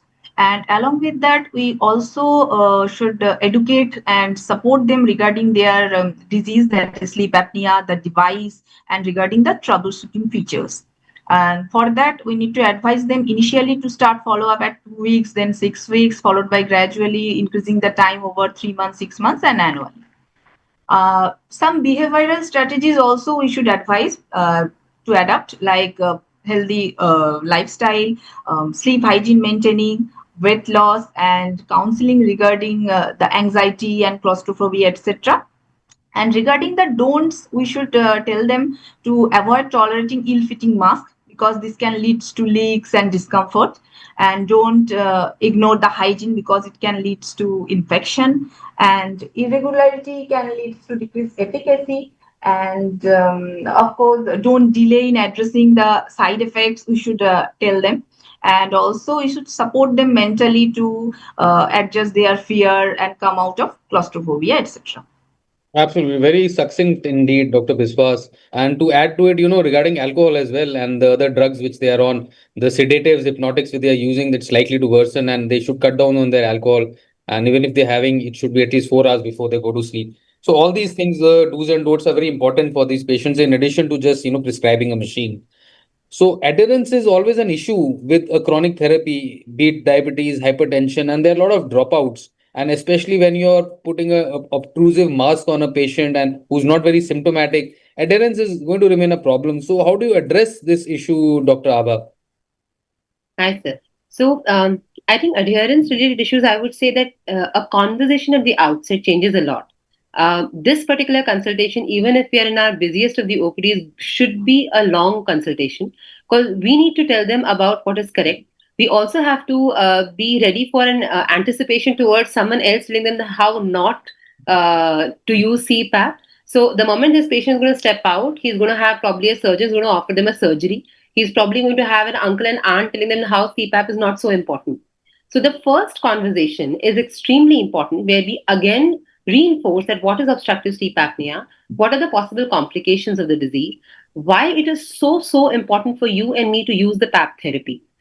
Already at this point, we should tell them that what am I anticipating? That you may feel claustrophobia. Be easy with yourself for a month's time. There is no ideal machine. It is each to one patient. So you try for three different types of machine, whichever fits you well, on which you are most comfortable, please buy that machine. So troubleshooting is something which is part of the phenomena. That after 1 month, come back to me with an SD card reading. We're going to sit down again. Objectively, what I see in the SD card reading and subjectively, what you feel is going to have a solution. But not using a machine should not be a solution. Now, when this patient comes back to us after the 1 month follow up, we probably should categorize the issues in a patient related issues and a machine related issue. So, in patient related issue, like Dr. Beauty also very nicely reinforced the fact that there is a lot of mental component or a psychological re-enhancement of the fact which helps in our patient. So, if your patient has claustrophobia, please do not go for a very bulky mask. Maybe use a smaller mask. It will help him to be compliant with the machine. If you feel that there is a lot of issue with the phobia with the mask itself, go for mask desensitization. Ask your patient to use the machine daytime when he's sitting idle, just to get a little hang of the machine, that there is no stress that in the night, most of them, they have a phobia that what if I have to communicate something and I'm tied to a machine. So they should know that they can nicely untie the machine without having any stress, so they can manage it on their own as well.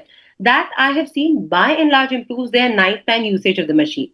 Coming to the physical factors, if you feel that the patient has allergic rhinitis, please treat that right up front. You give them a nasal course of steroid if there is an allergic component. It's just the stuffiness. You can use the saline drops for the patient. Now, if you have a bridge which is very small, the philtrum, in that cases, please don't go for a nasal mask because patients will have problem to tolerate. Or if you have a mustache, this patient will not tolerate any kind of a apposition in this area. So go for a nasal pillow probably. Of course, if you have a pressure requirement which is lesser. Again and again, counseling really helps the patient for sure. Then after that, we have some machine-related corrections which you can do. Like Dr. Suri also in the beginning told us that the most important problem we face is a pressure-related issue. So if we facing something like that, then try to increase the ramp time for the patient. That will make sure that he doesn't get the blast of pressure together, will help with the compliance. Or secondly, you can do an expiratory pressure relief. So when you have to breathe out at a lesser pressure or a pressure pause, that makes the patients very comfortable at some time. And then we again go back to our therapeutic levels after some time.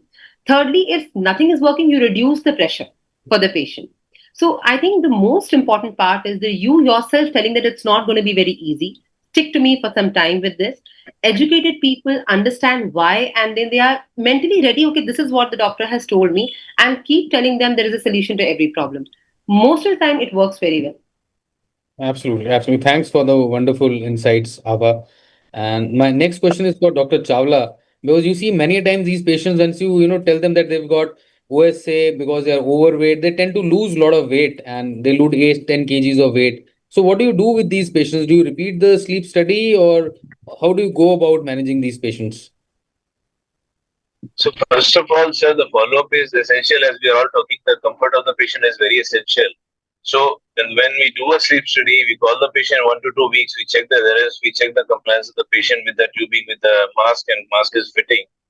Then we call the patient around to 3 to 6 months for a regular follow-up. And if the patient is starting losing weight, like if the patient has lost more than 10 kgs, as you said, there is an indication of stopping the CPAP therapy or decreasing the pressure or the decreasing the requirement. So we need to go for an immediate sleep study. Now, now the sleep study is recommended in some centers for stopping the CPAP therapy for more than 1 week and then going to do the sleep study. But it is not recommended in the guidelines. We can go straight for the sleep study. We can see the requirement of the patient for the pressure, and we can set that optimum pressure in the CPAP, and we can send the patient happy home. Sure, sure. Thanks. So now, some of you must have joined late, and we've got some basic questions about sleep lab and its infrastructure. So I would like to have the, senior sleep specialist, Dr. Parvaiz, sir, guide the juniors regarding what a sleep lab is and what does it do practically. Okay, a very basic question. Sleep lab is generally termed as a sleep disorder center, and it is a medical facility which is equipped to comprehensively, primarily to diagnose and sometimes even treat sleep disorders. Consists generally of private bedroom with an attached washroom, designed to be as comfortable as possible for the patient. It is hotel-like, connected to a central control room where the sleep techs sit. They monitor the patient throughout the night using sophisticated equipment.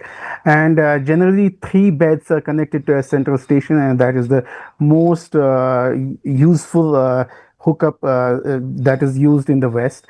And the core activity that is performed in the sleep lab is an overnight sleep study, wherein we do a number of monitoring of, say, the EEG. We do electrocardiograms.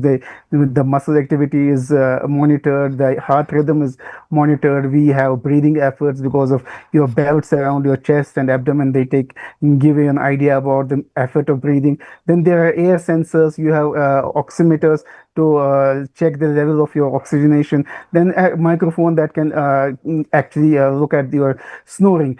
At times, we also do a titration therapy as a standalone treatment therapy in the sleep lab, or at times as a split night study where half of the night study is used for diagnosis and half for titration. In addition to this, we can also use other sophisticated investigations in the sleep lab, like MSLT, where we have to do a nap study to find out whether the patient has any narcolepsy or not. And sometimes in patients who are people who are normal also at times, maintenance of wakefulness test, which is the opposite of MSLT and measures your ability to stay awake in a quiet, soporific environment. And this is especially true for occupational safety certifications, like for commercial pilots or truck drivers. And that is pretty much what you do in a sleep lab. It is akin to a cardiac cath lab or a hotel lab for cardiology, and this is for sleep diagnostics. Thank you. So that was, I think, pretty succinct for the youngsters and those who are uninitiated. So Arjun, would you like to tell that what are the key equipments required, to set up a sleep lab? Because a lot of these youngsters will be thinking of starting out early in the career. Thanks, Vikas. Probably I'll talk about a level 1 sleep lab. I think there was a question also from the audience regarding level 1 levels of sleep study also. So level 1 is it's a complete polysomnography, which is usually done under supervision in a hospital. So in this, basically, you need a polysomnography machine. And as Parvaiz sir has said, you need all those things, the EEG, EMG, EOG, ECG, saturation leads, the chest and the abdomen movements, and the position sensor. And then, of course, the most important thing is to have a very, what you call a sleep-friendly room, a good comfortable bed and good comfortable pillows with minimum noise. So these are the things that are needed. We also have a video recording, which is usually done that will help us pick up parasomnias, especially REM and non-REM parasomnias like sleepwalking and all those things. Then, of course, you need a control room where the technician sits and supervises the whole night sleep study. Ensure that there is a backup for the power, which is very important. If the power goes and then all the data goes, then you also need a CPAP as well as a BiPAP machine for the titration that is to be done. We also have something called a VPAP TX. It's a machine which combines all the modes. You can do a CPAP titration, BiPAP titration, or even an adaptive servo ventilation titration using the same device. So that is something which is good to have. Then, of course, you may need oxygen for, especially for type 2 failure patients who need titration. Apart from bilevel titration, sometimes may need to give them supplemental oxygen as well. Then you need a facility for the data storage and archiving, and then to retrieve it if needed. And of course, more importantly, ensure that the place where you do the sleep study, the patient safety is maintained and the patient's privacy is also taken care of. That's wonderful. But I'd like to add that for the patient where the pretest probability is very high, you may not always go ahead with a level 1 sleep study, especially in a country with the cost is an issue, and especially the patient are not able to sleep well for the first night. So when you have a very in a patient who's middle age with very high pretest probability, so probably a level 3 sleep study, which is a respiratory variable sleep study, is good enough to prescribe the CPAP unless there are comorbidities to look at. So thank you, Arjun, for that. My next question is regarding training, because this is an important issue, because you need trained staff to run a sleep lab. So are there any courses, Abha, which you're aware which are available in the country? So, sir, we have ASSM ka Step A course, which is there. We have ICS ka course also, which is there. So we have a lot of fellowship program these days. But again, with these fellowships also, my personal experience, a lot matters if they have had an experience in working in one of the sleep laboratories in past, because these courses, not all of them are in-person courses. Like for example, we have a formal training program under ASSM, which is an A-step program, which is pretty good, which is like with American Academy of Sleep Medicine, is a good course. But a lot of other fellowships are available these days, which are not in-person training. So they have a correspondence thing or a fellowship thing, and then 2 to 3 days of a course, which is there. In India, the two good ones, which I've also asked few technicians around and have got the rating, is an ICS course which runs over here and ASSM course which runs over here. But I think even with our technical skills, we still have to tell them about the basics of all polysomnographic features in the lab. We also have to tell them about the sleep disorders, a basic idea, what they're expecting in the patient. And most important, I feel that they have to be trained about the other medical illnesses which can accompany. Like, for example, if you have a kid with Duchenne syndrome, or if you have someone who's got a heart failure, you also have to know about the first aid kits, and there can be a sudden crash downs.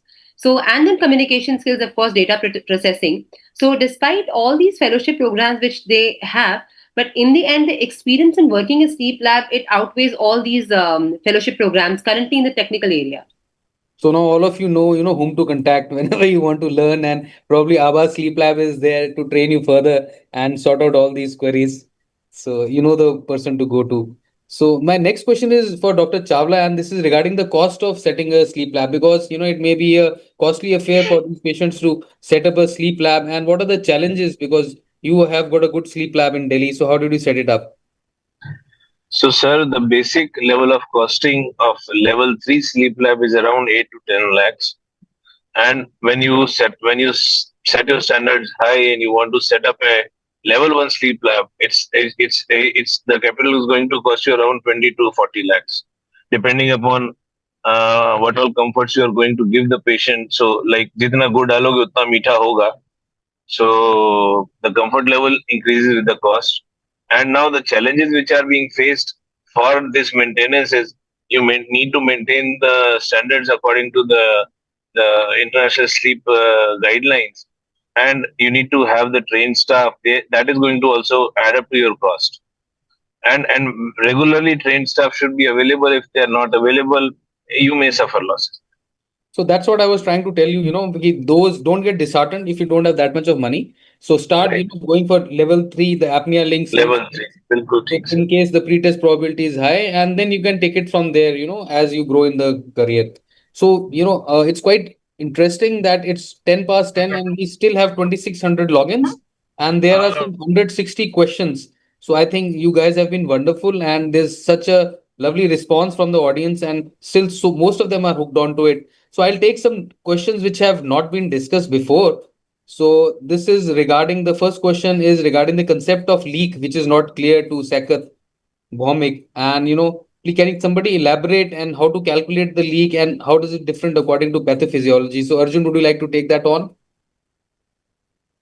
Because I think this is something which have been discussed both in Suri's talk as well as in the discussion. So leak is something which is important, but we all know that it is inevitable as well. But usually keep a limit of say 25 to 30 liters of leak is acceptable. If anything is more than that, then that means there is the mask tightening has to be more done in a more proper way. So, and then you decide on the type of mask and nasal mask and oral mask, and the leak varies between these masks as well. Sure, sure. So I think that was quite lucid. And the next question is regarding the CPAP prescription. So Abha, would you like to take that? How do you write a CPAP prescription when you diagnose a patient with OSA? What are the components of that prescription? I think it's a good question. Yeah, so the moment we have a sleep study, first is we check for the efficiency of the sleep study. Then we go for the optimal pressure study once we have diagnosed a patient. So most of the time, the severity of OSA does not really dictate the prescription of sleep apnea machine. So we should go by the 95th percentile of the pressure, which tells me an optimum pressure for this patient. We keep a little window in the beginning, like I said initially. Please keep the minimum pressures to the lowest minimum possible. So I usually start with 6, and then you keep +4 from the optimum pressure as the higher limit. You start with a little higher ramp time for the patient. You write a prescription with clarity that this patient is going to require a long-term use of if you're using an auto CPAP machine, whatever mask. So auto CPAP, you have to define clearly minimum pressure and maximum pressure. Then you also write down the kind of mask you're going to offer to the patient and continuous overnight. After that, you have to say that we need to do a follow-up after, say, 1 month of the patient coming back to you with an SD card reading. So a prescription should very clearly define the kind of machine you're using, the kind of pressure you're using, the kind of mode you're using, the kind of mask you're going to prefer to the patient to use, and the duration minimum. So like we said that adherence is defined as more than 4 hours. Please try to convey this very clearly that 2 hours using the machine is not going to help. So a continuous use over more than 4 hours should be very clearly mentioned if you feel there is a gap between we communicating and patient understanding what I'm saying. So more than 4 hours is what patient is going to have a meaningful benefit back. So I think that's very important. The duration here is very important for the patient. So there's a question regarding the quality check of machines. So Jay Kishan says that, how to differentiate between the branded and the generic PAP devices which are available from a medico-ethical point of view, because the cost difference is quite a lot. So I think it's a very practical question. So Dr. Arjun, would you like to take that on? There are two aspects to this thing. The cost, of course, is a major concern, and the efficacy of the machine is equally important. So we can always go by the trusted brands that we are familiar and which we use regularly, because that will ensure that the patient certainly will get the benefit of using it. But of course, cost is also a major concern, because even a fixed CPAP machine will cost somewhere between 25 to 30,000 at least. And then there are machines which you get for at least 10,000 rupees, but some of them are even Chinese models which are available in your country. And there are some Make in India models also coming up now these days. So if the patient cannot afford standard brand, then it is worthwhile trying this, but always keep in mind the possibility of this not being effective in case it doesn't work, then we may have to switch on to a more trusted brand. I think that's a very practical answer. And you also have to look at the service aspects, because the bigger brands, they've got good service which is available, and especially when you're going to a smaller tier 2 tier 3 cities. So these Chinese brands and all may not give you any service if you're going to a tier 2 tier 3 city. So that is also very important when it comes to troubleshooting point of view. So there's a question about ideal indication of ASV and VAPS device in sleep disorder. So Dr. Biswas, would you like to take that on? ASV and VAPS devices in indications. So basically, VAPs mostly helpful in chronic hyperventilating conditions like neuromuscular diseases, restrictive lung diseases, obesity hyperventilation syndromes, COPD with hypercapnia, central sleep apnea, and complex sleep disorder breathing. And the adaptive servoventilation is more or less works in the same plane, but it senses the peak flow. So these can be used, but we need to rational them, basically, the uses. So there are definite indications for adaptive servo. Good, actually, yeah. I would like to add to that predominantly wherever we have a central sleep apnea pattern for the youngsters to remember, I think the ASV is not a mode for a hyperventilating sleep-related obstructive event. It's more for a central sleep apnea event. And AVAPS is more for those areas where you're going to have a hyperventilating hypercapnic failure along with our obstructive events. Yeah. So for the complex sleep disorders, I think AVAPS is required, especially patients who got OHS and they've got a drive-related issue as well. And when it comes to central sleep apnea and when it is not severe heart failure, so probably ASV is something you need to look at. So the next question is regarding from Calcutta. So again, I'll give it to Dr. Beauty Biswas. So, in a level 1 study, APAP, is it not recommended, or you always do a fixed CPAP in level 1 study? In level 1 study, the APAP can be done, but usually the choice is CPAP. Sure. So I think that is what, because we want to get the fixed pressure. So Yes. normally APAP is what is given to a patient for few nights at home, where you can't get him to the lab and, the costs accrued thereof. So you give a APAP at home, and then you'll come to know about the 95th percentile, as we were discussing. So there's a question, is there any role of chin strap? So Dr. Biswas, you had spoken about this. What is the experience with chin strap, and especially if the patient is a mouth breather? Chin strap can be useful for mouth breathers, especially if they are intolerant to full face mask. And if they wish to use the nasal pillow, then chin straps are useful. We have seen like these patients in our OPD and inpatients also. Yeah, if there's a lot of mouth leak and the patient's got a nasal mask, we can just put on a chin strap to reduce the oral leaks which are there. Yes. So there's another question: how do cost and availability of PAP devices influence your prescription decisions in India? So Dr. Chawla, because this is a very North Indian kind of questions. मतलब sir ये target किया गया question. Sir, Cost and availability. the cost of the PAP devices is not according to the prescription, but it is going to be in compliance with the patient. We do provide a comfort level to the patient, and we do ask that, like, we inquire, we ask, then we land up to sometimes this type of a device that this is going to suit him also, and this is going to not burn a hole in his pocket. Like, we if the person is needing a normal CPAP, we don't prescribe him that 80,000 machine. We can do it with the 30,000 machine. And these type of decisions we need to make in our clinical practice in the Indian scenario every day, because it is part of the practice. And I Because think if you are going to leave it, they are going to go to another place, and then they are going to ask whether this, and you don't know what kind of an input you get. So it's better to tell the patient everything, lay all the cards on the table, and wait for the answer from the patient also. absolutely. I think it has to be tailored depending upon the diagnosis of the patient, severity of the disease, and also the affordability. So that is what we have to do in a clinic, have to have these discussions and conversations with the patient and prescribe what is best for him. So I think it was pretty interesting. And is there any role of helmet mask in a claustrophobic patient, Dr. Biswas? So helmet mask, we saw a lot of helmet masks certainly when we saw Italians use it during the COVID. And that is when we started getting a lot of experience of helmet post-COVID in our country.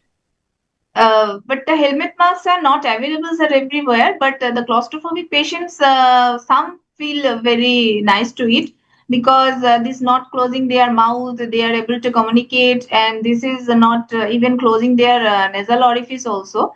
But it is not available everywhere, so this is a Absolutely, yeah. problem actually for them. The beauty of these masks is that even in bearded individuals, people who's got mustache, sick gentlemen who don't want to shave off, so you can use a full face or a helmet mask in these patients. So the claustrophobia is much less with these patients. They can speak, swallow, and do everything. The only problem is the sound. So a lot of these masks, because it's a lot of pressure driven, so you have to put your ear muffs inside. So sound is a major issue, and more commonly it is used for type 1 respiratory failure, hypoxemic ARDS, where it has been used like during COVID. We used a lot of helmet masks at that point in time, and it has been shown to reduce the mortality. So there's a definite mortality benefit in type 1 respiratory failure only with the helmet mask. So if you can get hold of it, it is good to have it, especially for the ARDS patients. So there's a lot of question on the devices and follow-up schedule, which I think we have already discussed regarding what are the benefits of using PAP therapy for sleep apnea, Arjun? Lots of benefits, lots of proved benefits. Basically, starting from it improves the quality of life, it improves the sleep efficiency. The daytime sleepiness and tiredness goes off, so the neurocognitive impairment gets better. In patients with uncontrolled hypertension, the BP gets controlled. In uncontrolled diabetes, sugars get controlled. HbA1c level comes down. You name it, you have it. Atrial fibrillation prevents recurrence. Stroke prevents recurrence. So, Also, I think they're very, critical professions where it is even more important, such as the pilots. We had that, pilots, where the pilots truck slept off. drivers. So mission critical, pilots are there. where it is there, and drivers as well, because he's not only going to kill himself, he's going to kill a lot of other people if he's a Exactly. lorry driver on the road. So that is Exactly. for social benefit as well, that these people comply with the therapy. Great. So how can I ensure a proper fit and comfort with my PAP mask? So mask questions are I'm all diverting to Dr. Biswas. So how can you ensure a proper fit and comfort? Um, Mask is properly fitting, that can be known from the compliance report also. The leak part will be less than 24, as we already discussed, and there is less fluctuation of pressure if we are using APAP, and the patient compliance is very good. He feels better, and the overall after awakening from sleep, the quality of life is better because the sleep apnea which have corrected completely because of the good sleep. So I think it's a very important and practical question, because the first experience of the patient to the mask is the most important. So if you get it wrong there, the patient is not going to use that machine thereafter. So whenever you're giving to the first time, I think there are sizing, apparatuses which is there, especially ResMed gives you the mask sizer which is there. So you can get the right size, small, medium, large. Most of the Indian patients would fit the medium. And the important thing is that when you're giving a fit, please do not tighten it too much. So I tell my patients and my technicians, especially, your mask is like a hovercraft. So it has to be left a little, loose. So over a period of time, it will get inflated and the mask rises. So that is the time it will take the shape and the contour of your face. So if you tighten it too much, it will lead to ulceration and there is going to be a lot of intolerance of the mask. So just keep one finger free on each side when you're giving a mask fit initially, and keep it lightly on the face so that it lifts up when it gets pressurized. So I think it's a good question, good practical question when we are doing it at the bedside. And so mm, there's a question from Jaipur. What are the common challenges with PAP therapy and how can they be overcome? So Dr. Chawla, what are the common challenges in your setup with the PAP therapy? So again, what I told you, the compliance, the adherence, the cost, these are all the challenges which we are facing when we are prescribing a CPAP to the patient. Patient is not able to use the machine for more than 3 hours, 2 hours, 4 hours, and slowly he starts to condition himself. He needs reassurance. He needs little points, nick and knacks, like you told, how to fit the mask and everything. And whenever the patient lands up in a comfortable level, then he is able to go on with the PAP therapy. Absolutely. Because before that, patient is having so many problems. Pressure is on the face, blast comes on the face. They are not able to use it for more than 1 or 2 hours. Patient is having discomfort, nasal congestion is there. The wife complains that the in the middle of the night they'll call me up. They'll say that the patient is not able to use the mask, and because of that he is not able to sleep also. So now you gave the mask for sleeping, and he's getting a disturbed sleep. Without that he was sleeping well. Absolutely. So it So has to be these a kind of kind of a things happy we need marriage, to fix. You have to tell the patient. So it has to be a happy marriage. Slowly you'll get used to it Correct, over a period of correct, time. correct, And he correct. has to persist with it. So I think it's a very practical question. So this is a question regarding tracking the PAP usage and compliance. How can you do it and why is it important? This question is from Jammu and Kashmir. So I think Dr. Koul had to log out because he's got important commitment. So I'll direct this question to Arjun regarding the tracking of usage and compliance. Very important. I think we discussed this in the panel as well. It's very important that you track the usage because it gives you so much of information. You will know whether the AHA has come back to normal, number one, whether the patient is compliant with the CPAP, whether he's using it at least for 4 hours for at least 70% of the days. That again is important to ensure that the patient is compliant, whether there are any mask leaks, what is the pressure that is required. All these can be known by tracking the data. And more importantly, recently, all the devices, we can actually remotely monitor them, and we can actually remotely manipulate the settings also to ensure that the leaks are fixed, the pressures are, can be manipulated, increased, reduced as need be. So for all this, tracking the data becomes very, very important. Absolutely. I think there is a question regarding, a lot of practical issues which we, face in the clinic day-to-day practice, which is regarding how do you handle the aerophagia? So what is your experience, Abha? How do you manage aerophagia and nasal congestion in these patients? So, sir, we have to first ask if the patient has an existing nasal issue. Most of the time, they have allergic rhinitis, and when they feel stuffiness, that's when they start gasping the air from the mouth. So, if there's any nasal congestion, the priority is to take care of that. So, if you have allergic rhinitis, it's okay to give them antihistaminics along with a nasal local steroid for some time. Let that nasal congestion settle down, and then they start using. If it's a gap of a day or two, is fine, but they should be comfortable using. Only then they synchronize well. When they don't synchronize well, they start opening the mouth, and that becomes a habit and more aerophagia. If it's not settling, then for some time we can reduce the pressure. If it's a set machine, we can reduce the pressure for some time, let the patient be a little more comfortable, and then we go back to therapeutic level. But most of the time, taking care of the nasal congestion is the trick of the trade. So to add to it, when you push in a lot of dry air, it causes irritation, and that irritation causes rhinorrhea. So I think dryness is a very important component which causes rhinorrhea. And a lot of my patients tell me that, for rhinorrhea, you're giving me a saline nasal spray. So it works because, it takes care of the dryness, and then, that drip, that rhinorrhea settles. So I think you should also look at prescribing the saline nasal sprays which are available in the market, because this dryness itself will cause some nasal congestion and discharge.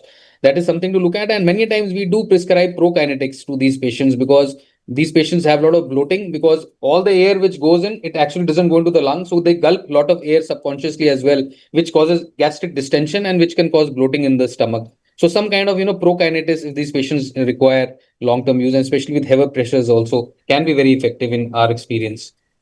So most of the questions, I think they have been answered. There are some brand specific questions which are difficult to answer. Resmed or Philips, which company is better? I think now it's only Resmed. Philips has been withdrawn because there were some cancer related issues. So there has been a recall from US. So I think, what is your experience? Are you still getting some Philips machines, Arjun? Yeah. Now they have restarted bringing out the machines now. So in between, it is not available now. So so it takes time for them to come back to the government setup, but then probably, so for a period we were getting just Resmed because of the cancer related recall, and which I think they have fixed now.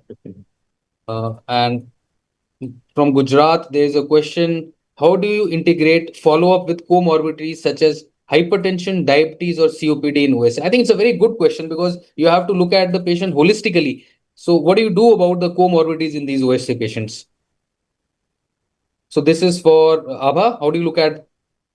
So most of the COPD patients, so first thing we try to understand that when we start using the machine, automatically we see that their blood pressure medication requirement starts to come down. So after 1 month, we should always try to tell them that when you come to meet me for the follow-up of your sleep apnea issues, you please do also meet your cardiologist if in case there is someone on board, because we see beautiful results in their blood pressure medication requirement. So they then start feeling a little weaker, or the blood pressure starts to get settled with lesser amount of medication. So that requires titration there as well. The similar things happen with diabetes after say 2 to 3 months. If they're using it for more than 4 hours a day, then that also starts to get better. Thirdly, with COPD, so mostly they start getting better with their requirement of additional medication. So if they are on regular nebulizations, we see that the airway swing starts to get better, and then their events of worsening start to reduce. So that way, clinically, they start stabilizing with the airway disorders as well. Absolutely. So I think you need to measure the blood pressure, the sugars, and closely in contact with the primary care physician and look at these aspects as well, because you need to come down on those other medications, as they have a lot of cardiometabolic, comorbidities in these patients, and heart failure as well. Things start getting better with that. You might need to reduce. So I tell these patients, the CPAP acts like Lasix as well. So it reduces preload, it reduces afterload. So your diuretic requirement also comes down when, patients are on CPAP and have got associated heart failure. So need to look at drugs as well. So there's a very good question from Dr. Babu regarding anxiety in a fresh patient. So how do you, take care of anxiety, Dr. Arjun, when you have, started this patient on a fixed pressure CPAP? Do you prescribe any anxiolysis or just you talk it out? See, this question is from an army office. I think you are the right person to answer that. But let me tell you two things. Number one is the more importance of patient education. Now, basically, before we put the patient on CPAP, we just show them a video of what the CPAP is and how does it work. And that actually takes a lot of pressure away from the patient. Second thing is, whenever we start a manual titration, we insist that the therapist should give a trial of CPAP to the patient without the pressure first, and then with at least 4 centimeter pressure, so that they get used to what the mass feels like and what the pressure feels like. Once these two things are tackled, I think then there is nothing much more needs to be done for that. So I think you should empathize with the patient first. all of you are, giving a CPAP should first keep the mask on your face. That is what I used to tell my residents and my technicians. When you are hooking up a patient with a mask, you must try and keep, when you're giving a high pressure, especially for NIV, 15-20 pressure, you should know how it feels. Then only you'll be able to empathize. So it starts with verbal anxiolysis, and many patients who are very, very anxious, you may give a very low dose of, Alprax, alprazolam initially to get over that anxiety, because that doesn't, affect their respiratory drive. At low dose can be tried in some patients where anxiety still persists. So there's a very important question regarding, cleaning of mask. So what are the recommendations? How do you tell the patient to clean the mask and why? Dr. Biswas, do you want to take this practical question? I used to advise them to clean the mask and tubing almost daily and let them dry fully, and humidifier water to be cleaned and replaced daily, and replace filters every 1 to 3 months. But regarding the changing of tubes and mask, ideally every 6 months, but it should be as per advice of the manufacturer only. So I think, yeah, it is very important, and it is good to have a booklet for the follow-up for these patients in a clinic, which you can easily give to these patients when you are handing over a machine and a mask.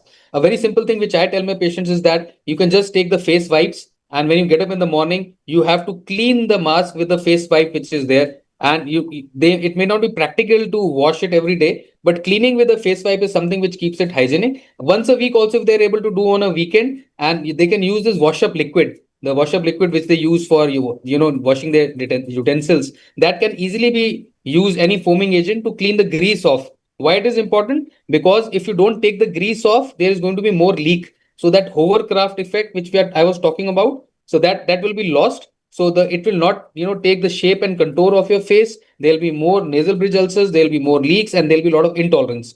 So mask cleaning is of, it's sacrosanct. It is of great importance to all these patients, and it should be explained, and better to give them a handout regarding that. So again, there are some questions about contraindications for CPAP. So are there any contraindications for CPAP? Abha, would you like to take that on? So no absolute contraindication per se, but if in case you have a structural issue like a trauma patients where we cannot oppose the mask, in those cases, of course, yes. But then I think now we have so many variety, we have so many different kind of masks that I would not say that PAP therapy can be a contraindication. It would be an interface which can be a contraindication, but no absolute contraindication for PAP therapy. Yeah, absolutely. I think if you have a burns patient where their facial burns, probably you can't put on the mask. But I think one indication is if the patient is at aspiration risk, the patient has got ongoing hematemesis or hemoptysis, there you don't want to put on a full face mask, because there a chance of he's at an aspiration risk.